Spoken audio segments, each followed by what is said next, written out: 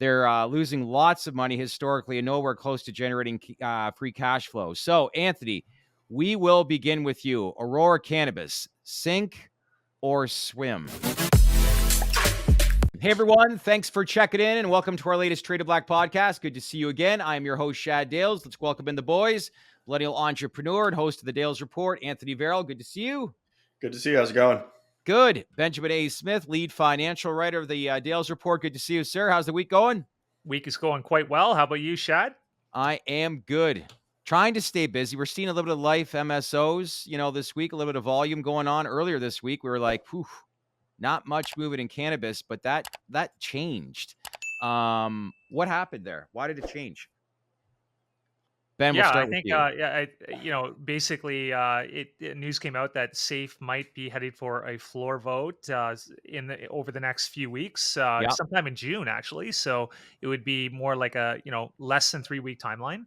What we don't know is what sort of change in the language, what sort of amendments, social justice, or expungements will be added there to the final language. So that could throw a wrench in the cards, but it all looks promising that it's going to be ratified by the committee and it could receive a vote in the Senate, and people are pumped up about that. Yeah. Well, we've had a lot of feedback the last couple of weeks about certain companies that some of our viewers have wanted us to, talk about, do a report on. So we came up with a nice little idea, and I teed this up earlier this week, where we wanted to look at 6 Canadian LPs. Had an interesting conversation with Bruce Linton this week where we talked a little bit about some of the Canadian players, but we want to dive into today's podcast, look at these 6 companies and whether we think, and this is the theme for today's podcast, whether they sink or swim into the future. You guys ready for this? Yeah. Yeah. Let's do All it. right. So let's go alphabetical order. We'll start with Aurora Cannabis. Okay, so let's now first focus on the positives. They have a medical cannabis portfolio in Germany, battle hardened by years of wide-scale losses, which led to several rounds of cost-cutting and operational efficiencies. They've also paid principal of some convertible debt in recent times, including $47 million back on March 30th, $22 million on April 24th. So it's basically lowering their interest costs. However, some of the negatives, they've been diluting shareholders heavily through prospectus offerings and at the market share programs. They're losing lots of money historically and nowhere close to generating free cash flow. So, Anthony, we will begin with you. Aurora Cannabis, sink or swim? I'm going to say sink, and that's simply based on the fact that they derive a lot of revenue from the Canadian market, which obviously we know is not going to be able to sustain a business long term. The dilutive financing just keeps coming. I don't see it as investable from a financial engineering perspective. I mean, Aurora was one of my favorite companies in the space. I've been doing this since 2016. I bought Aurora originally at 23 cents. I got out of it somewhere around $9. It was a good trade. I mean, the Canadian market was like my first true love in cannabis. Like, it was amazing to watch it A lot of develop, watch the momentum. It was a great trade on speculation, and then once the market actually opened up and people realized, shit, there's no money to be made here, really, and everyone was kind of overbuilt, needed to retract, it was like, well, we need to get out of here and figure out where else we're going to go. Aurora had a lot of promise. They were doing all of the right things. I don't think they're going to have a very bright future unless they somehow gain a very big, strong footprint in Germany. Something happens in the Canadian market, which I don't foresee happening anytime soon, if to ever. They have right-sized, but I'm going to have to go sink. Sink. All right. Stamp it. Aurora, sink for Anthony. Ben, over to you. What do you think? Sink or swim for Aurora Cannabis? I'm going to agree with my friend Anthony here and say that I'm going to say sink if I had to choose gun to head. And many of the reasons that he stated. A couple other things that I'm not particularly fond of is that they derived about 2/3 of their total revenue from the medical cannabis market. And so they have a strong medical program, but as we know, the growth there is really stagnant as, recreational cannabis, gains more of a foothold. They've right-sized a little bit over time, as Anthony stated, but it's still too much, I think, and they're still losing too much cash, and they're nowhere near generating Yeah. free cash flow, and they're not even EBITDA adjusted EBITDA positive yet. I think ultimately they were built for legalization of recreational cannabis to expand more rapidly worldwide, and I think that was Yeah. their biggest issue. Right? They had Big Aurora issue. Nordic. They were hoping to that other markets would unlock, and that simply hasn't happened. Now, if No. it was all the domestic market, and if they had really strong brands in Canada, maybe I could see, and they were more closer to generating free cash, maybe I could see them hanging around because they still have 130 million on the balance sheet, but they're not particularly known for their brands here in Canada. And for me, that is something that you don't want to be at with when you have a lot of players, a lot of capacity here, and you don't have real brand recognition. Yeah, that's not good. And also, they don't have a lot of U.S. assets that are Yeah. translatable if the U.S. goes, recreational at some point. So I'm going to say sink. Sink.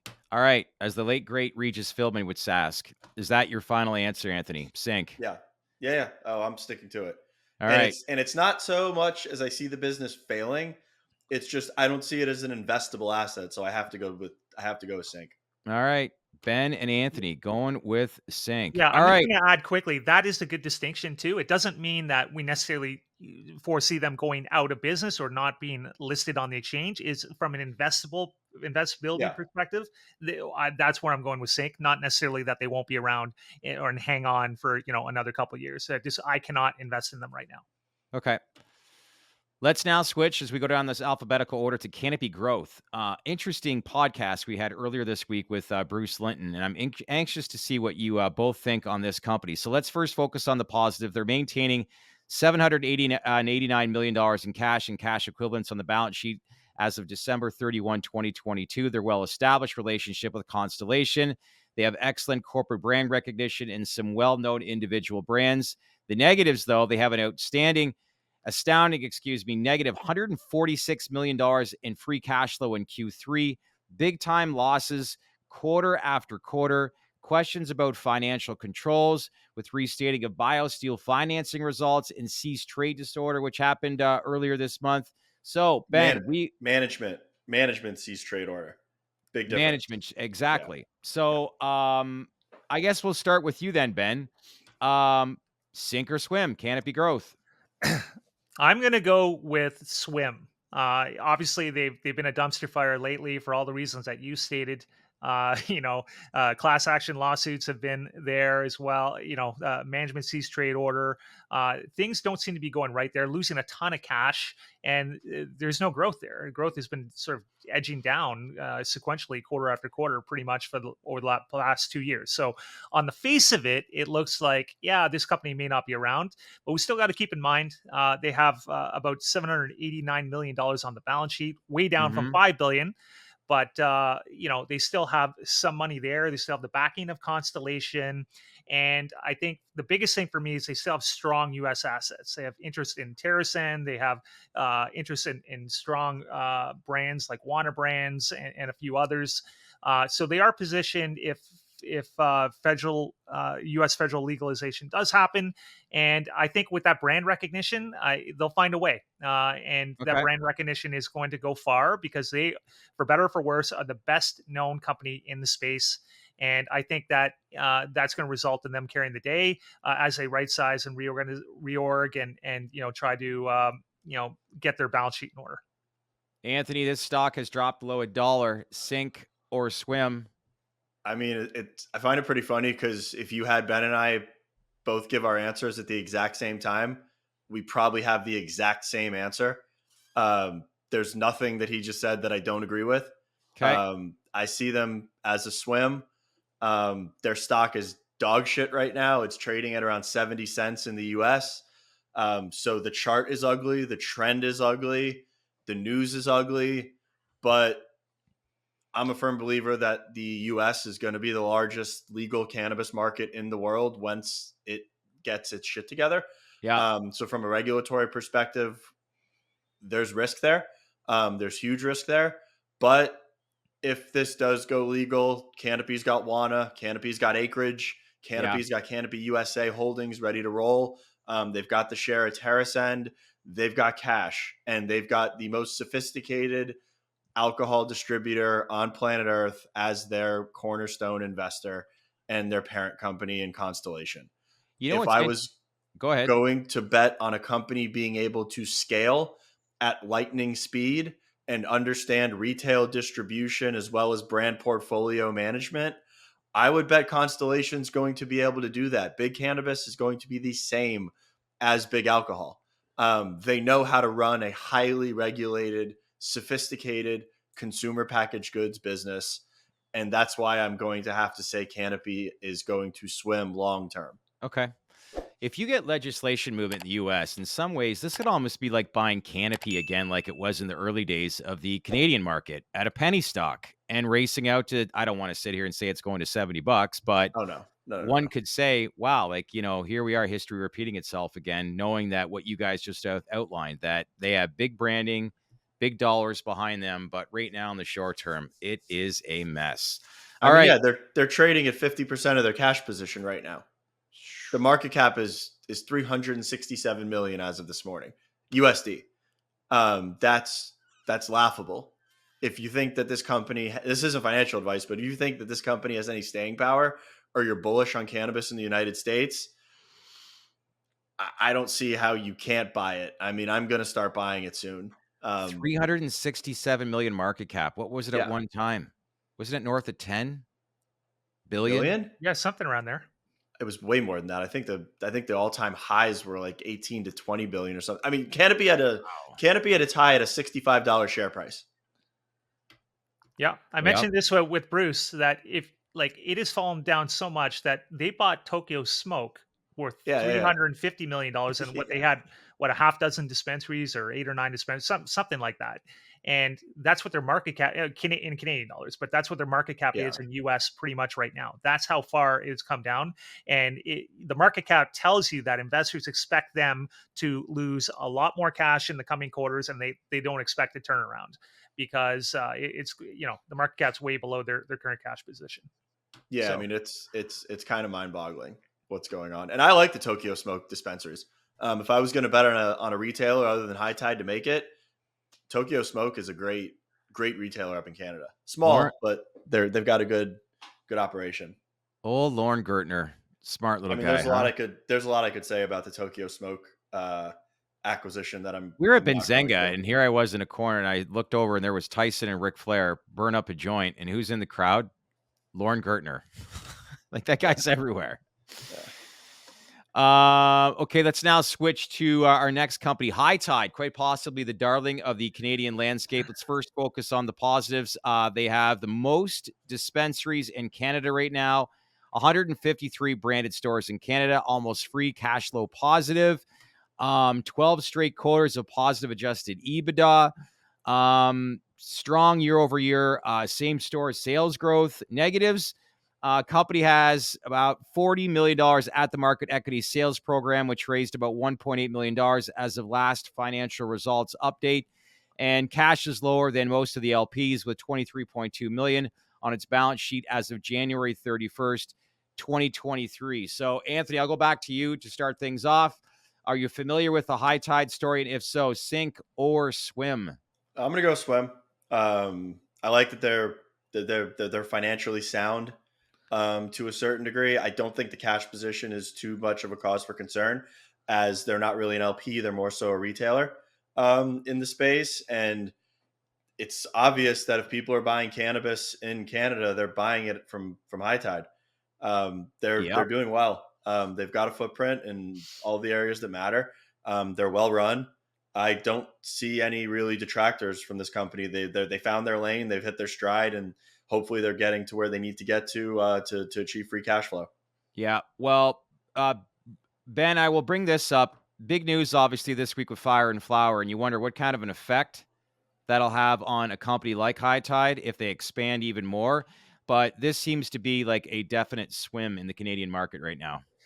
Yeah, I'm going to go with swim. There's obviously a lot to like here. They expect, what I look at is they expect free cash flow to generate free cash flow by the end of 2023. So they've hung in there, and their financial improvements are gradually happening.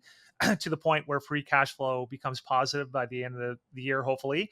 They got a huge footprint in Canada. I think 153 stores at last update, and I think they've hit the right vertical. They didn't invest in all these fancy stores. They invested in discounting, and they invested in price point, and that's where the market is right now. And I think that's where a company like Fire and Flower went wrong, right? They with their association with Couche-Tard, they're more expensive. Their flour is more Yep. expensive, and that's not what people want. So High Tide delivers a product that people want, and they deliver it at a competitive price, which is why they're receiving all this market share. And they have some good e-commerce platforms as well. So I'm going to say Swim, with the caveat being that I don't know if this will be an ever a hugely cash flow generating business at just being in the Canadian market.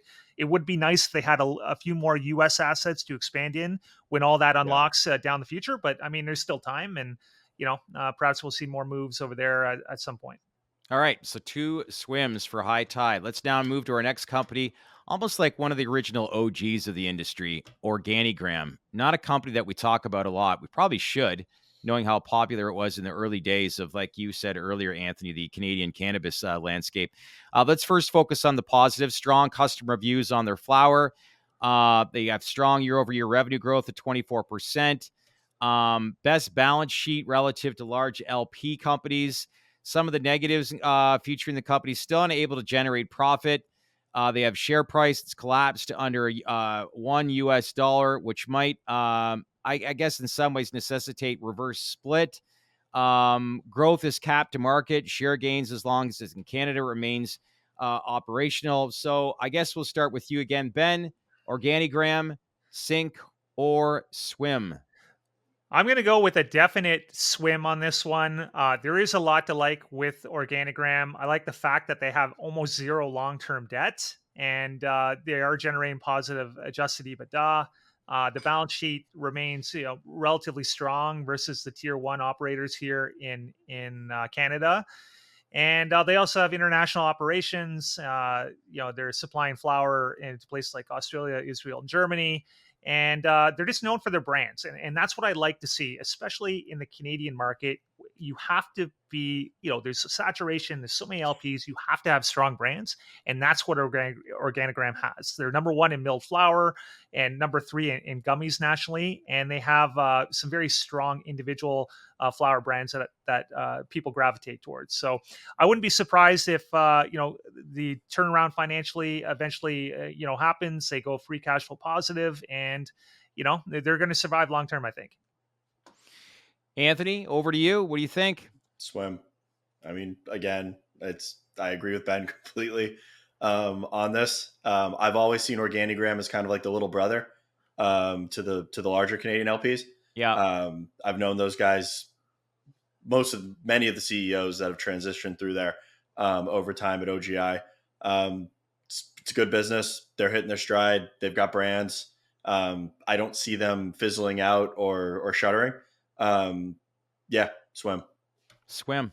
Fair enough. Let's now switch to the next company. Alex Solstice, you'll be happy. Sundial. Bring up Sundial. All right. Let's look at the positive. They produce substantial revenue totaling $202.5 million in Q1 of 2023. $793 million of unrestricted cash, marketable securities, and long-term investments. Some of the negatives: still high net loss. Liquor sales are disproportionately high compared to cannabis sales. I will bring this up. Learning more and more about this company, Ben. How well are you well versed with this company, and do you look at this as a sink or swim company in the Canadian market? Well, I'm going to say swim, but full disclosure, I don't know too much about Sundial. It's not a company I've really followed all that much in terms of what I follow in the market. I like their cash position, though, as you mentioned, $793 million of unrestricted cash and marketable securities. So they have enough juice to keep going for a while. So just for that reason alone, they'll be around for, 2-3 years if they don't raise again, which is enough hopefully to get them going. They have some strong liquor brands as well, although I think the proportion of sales and revenues generated from that is a little bit high compared to the cannabis sales. They're almost like a like a, a liquor company in a lot of ways, reminiscent of Tilray, I guess, except a little bit more extreme.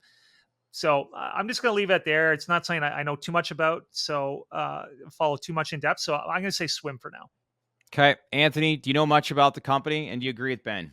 I mean, I'd say swim. I mean, I know that Sundial was a meme stock back in the meme stock craze about 2 years ago. I like the cash. I mean, they can get creative with it. If I was them, I'd probably start to consider maybe buying another Canadian LP that's got international exposure and more domestic brand power. Maybe something like an OGI with that cash and marketable securities. I mean, I think there needs to be some consolidation in the Canadian space. I like the liquor diversification that drives revenue outside of cannabis, which you need it if you're going to rely on the Canadian market, especially from a cannabis perspective, for your revenue. Like Ben, they haven't been one that I've really put a lot of time into to know or ever own their stock or traded. I might have bought options back in the day when the whole meme stock thing was going Yeah. on, as I saw them just getting mentioned and mentioned and mentioned. But I have to say swim. I'm not gonna fade a company that has that kind of cash. That being said, I'll leave it up to the management team to make a wise decision with those resources. Are you guys surprised that we haven't seen more mergers and acquisitions with some of the companies that we've outlined? To your point, Anthony, there's too many in the Canadian market like I that. think they're still go ahead. No, go ahead. I'm just surprised, but I think I they're could, still waiting. yeah, I think they're still waiting to really see who's going to falter. I mean, you've got guys like Kronos that have that high stockpile of cash. You've got guys like Sundial who've got all of that cash. I think there's still going to be some consolidation. I would see Aurora pairing with somebody like Sundial, someone like OGI, someone like Kronos. I could see somebody like HITI picking up Fire and Flower, which they should if that goes into receivership and they've yep, got other yep. locations that'll be complementary to their current business. I don't see why you don't go in there and pick it up. Where obviously you're a more savvy operator on the high tide side, and then you convert those locations from Fire and Flower into ones that can actually turn a profit and make money. I think there's going to be consolidation in Canada. It's not a matter of if, it's a matter of when. Yeah, you probably brought up both of you have really looked at this. Some of the companies that have cash, and there are like companies like Sundial, Kronos that really want to get into the international market. That to me seems like a hot trend that could pick up momentum relatively soon, I would think. Yeah, yeah. I mean, if you're a Canadian LP, right now and you want to survive long term, your lifeline is getting exposure to the U.S. or Europe. 100%. You're never going to have a profitable business at scale to achieve the revenues that people are expecting by just operating in Canada. It's Yeah. not possible. It's very tricky though, because although there should be consolidation, especially in the Canadian market, it should happen a lot. It's way oversaturated and way Oh too yeah, many players. The problem is that these companies with the money, like Sundial, they're losing money hand over fist, right? So yeah, they're in balance sheet conservation mode. They're not in buying other LPs, and there's no new capital coming in the space, right? So that's, to me, that's why I think consolidation hasn't happened, although it Yeah. should. And it makes a lot of sense that these companies are just trying to survive and conserve on their balance sheet where they can. yeah. So That's a good point. we'll see if that turns. We'll see if maybe something in the U.S. Safe banking or something happens in the U.S. Descheduling or rescheduling, and that provides a spark. But it should happen. Oh, I've said that. I said that a couple of years back. I was like, you guys don't need to worry about what Canadian LPs are going to buy what MSOs. You need to worry about what MSOs come up there and buy Canadian Yeah. LPs. Yeah. Because that's probably going to be the case. Unless you get 150 million Americans that want to move to Canada in the next 10 years. Think that's going to happen? I mean, if I'm Curaleaf, I wouldn't be opposed to buying something like Aurora, and you just start exporting to Germany and feeding your Yeah. assets in Europe. Now that I think about it, it does not, obviously not right now, but does Canopy Growth become an acquisition target at some point? I don't know if any individual MSO has quite the cash to pull that off. Obviously, they would have to do probably a share deal, but I mean, with the acreage assets, with some of the other interesting assets that they have, Consolidation, I wonder if at some point when the timing is right, whether that sort of unlocks a move with Canopy. But I I, guess we'll see. It could. But the problem with acreage is in a lot of those keystone markets that like Verano, Curaleaf, Trulieve, they're already in. GTI, they're all in overlap markets for the most part with acreach. And Oh, then so I they mean the go over the Golden cap. Goose. They'd go The over the what? cap if they'd go over the Yeah. cap if they acquired. Yeah. Oh, right. Yeah. The golden goose for Canopy, as far as I'm concerned, is Wana. I mean, if Wana, but Wana's gotten their lunch eaten in the past couple of years by Wild. So, I mean, they were one of the top gummies in the States. They still are, but they got killed as far as Yeah. market share goes out west. Yeah. All right, guys. Last one. Ready? Guess what it is? I think you guys probably know. Tilray. Tilray. All right, positives. One of the most worldwide cannabis operators around, with operations in Germany, Italy, US, and Canada. CEO comes from a CPG background, and Irwin Simon with a good track record at Hanes Celestial. Good cannabis flower brands like Broken Coast position well for the cannabis market in the US. Some of the negatives has been definitely like diluting shareholders through prospectus offerings and at the market share programs. One as recently as I think it was 2 or 3 weeks ago. Much of its revenues derive from low margin distribution sales through CC Pharma. And there's been, all in all, I would say, slow growth over the past, I don't know how many quarters now. So, Ben, we'll finish things off with you. I would definitely think this is a swim, but maybe even a better question is that what do they have to do to get swimming right now? Because it feels like it's pretty choppy for Tilray over the last little bit. Yeah, I mean, they need the U.S. to really unlock, right? I think once they're really poised for a good can of beverage system down there, and they have really good assets that are ready to go. Once cannabis becomes, the federal illegality gets pulled. So I think, Irwin Simon has been building the company with a long-term view. But Yeah. in the short term, it's been tough for investors, right? All the the at the market program, the convertible debt that they've been issuing, and things like that. So it's been really rough. But anybody who's in the stock knows that Irwin Simon is looking out, 5 to 10 years down the road. So that's his Mm-hmm. vision. That's what he's positioning the company for better or for worse. And if you've been a short-term investor, you've been taking your lumps. But long-term, I think they have the assets to really perform, and hopefully the German market does something for them. I'm going to say definitely a swim. Yeah. Anthony, I would think you would concur. Definitely a swim. But to Ben's point, like, what is it all about the US market right now for them? I think if you put Canopy and Tilray on side by side, I think you could make the exact same arguments you've made for Canopy for Tilray. I think they also trade as a proxy for the U.S. cannabis market. If you see regulation or you see SAFE get some sort of like serious momentum, I think you're going to see Tilray rip. It's a very good, very well built business, fundamentally, financially. Could be better.